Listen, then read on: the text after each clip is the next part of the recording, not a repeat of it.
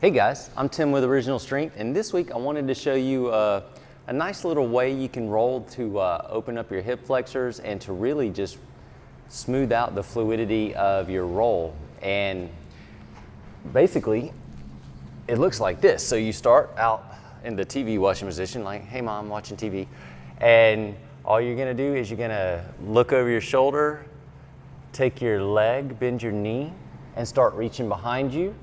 And as you reach, you're gonna let your body rotate over and you're going to push up on your forearm and follow through. So I don't know if you can see, but you're gonna land on the instep of your foot and then you're just gonna come back. So I'll show you from the side.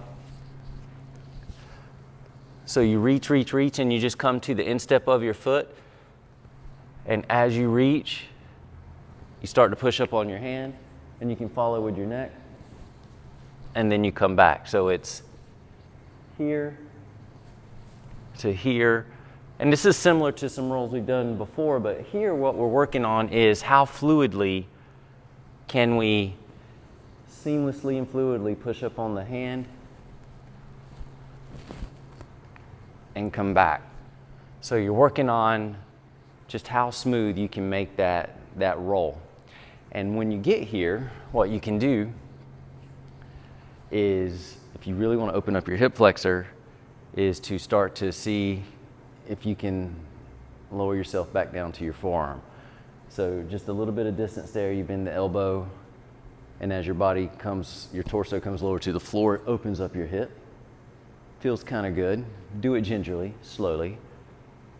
And if you want to add a little more to that, you just slowly drop your head back too, or you can even start to lower yourself down even more to the floor.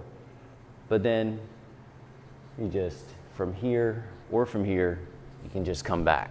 So we're trying to just fluidly roll to the instep of our foot. So it's like a half shin box position.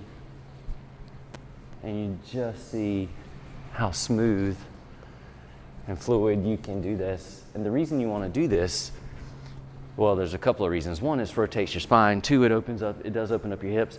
Three, it works on the timing and the fluidity of your movement. And the more fluid you can move, well, the better you can move. I mean, it makes everything better. Walking gets better.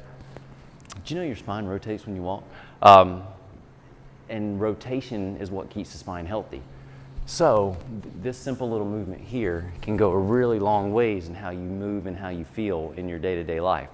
And if you just add, if you wanted to, a little bit of lowering yourself, if you just add some lowering yourself down to the floor, you can really open up that hip and maybe relieve some tight hip flexors or even tight quads. But be gentle here. So what you do is you would cautiously and curiously explore where your body will let you go or how low it will let you go. Don't move into pain, but you can see if you've got some tension in there that maybe is not serving you well.